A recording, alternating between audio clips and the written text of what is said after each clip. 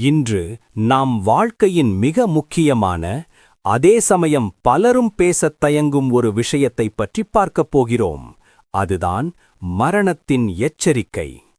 ஒரு பயணம் முடிந்து நாம் ஊருக்குத் திரும்பும்போது எப்படி தயாரிப்புகளைச் செய்வாமோ, அதுபோல நம் உடல் தான் அழியப்போகும் காலத்தை முன்கூட்டியே நமக்குச் சொல்லுமாம். 1.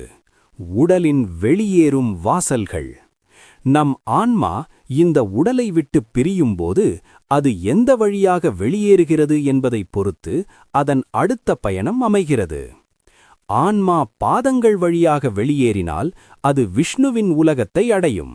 உச்சந்தலை வழியாகப் பிரிந்தால் அது மிக உயர்ந்த பிரம்மலோகத்தை அடையும்.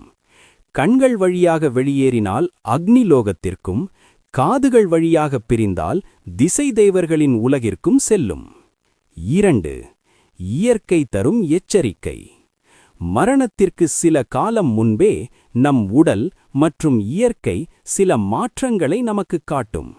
வானிலிருக்கும் துருவ விண்மீனையோ அல்லது அருந்ததி நட்சத்திரத்தையோ ஒருவரால் பார்க்க முடியாவிட்டால் அவரது ஆயுள் ஓராண்டுக்குள் முடியப் போகிறது என்று அர்த்தம். கண்ணாடி அல்லது பிறரின் கண்ணில் தனது பிம்பத்தை தெளிவாக பார்க்க முடியாமல் போவது, நிலவிலோ சூரியனிலோ சிறிய துளைகளை காண்பது போன்றவை மரணம் நெருங்குவதைக் காட்டும் அறிகுறிகள்.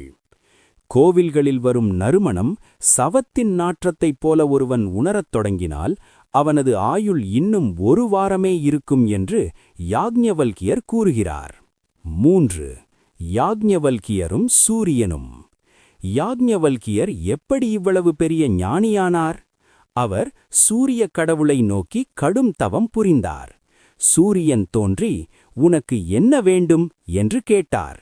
அப்போது கல்விக் கடவுளான சரஸ்வதி யாக்ஞவல்கியரின் உடலுக்குள் புகுந்தாள். அந்த தெய்வீக சக்தியின் வெப்பத்தை தாங்க முடியாமல் அவர் உடல் எரியத் தொடங்கியது. அந்த வலியையும் தாங்கிக் கொண்டு அவர் பெற்ற ஞானமே யஜுர்வேதம் மற்றும் சதபத பிராமணம். 4. அறிவு அனைவருக்கும் பொதுவானது. யாக்ஞவல்கியர் ஒரு புரட்சிகரமான கருத்தைச் சொல்கிறார். அறிவு என்பது ஒரு குறிப்பிட்ட ஜாதிக்கோ அல்லது வர்க்கத்திற்கோ மட்டும் சொந்தமானது அல்ல. ஒருவன் எந்த பிறவியாக இருந்தாலும் சரி, அவனிடம் உண்மையான அறிவு, ஞானம் இருந்தால் அவனே உயர்ந்தவன். நம்பிக்கையுள்ள ஒருவன் யார் வேண்டுமானாலும் இந்த ஞானத்தை கற்றுக்கொள்ளலாம். அது ஒரு பிராமணராக இருக்கலாம் அல்லது ஒரு சாமானிய மனிதனாகவும் இருக்கலாம். 5. தத்துவத்தின் பலன். வெறும் சடங்குகளோ யாகங்களோ ஒருவருக்கு முழுமையான விடுதலையை தந்துவிடாது. அந்த பரம்பொருளை பற்றிய ஞானம் மட்டுமே நம்மை இந்த துயரக் கடலை கரை சேர்க்கும். இதைத்தான் ஜனக மன்னன் உணர்ந்து தனது அரச பதவியை துறந்து ஞானியானார்.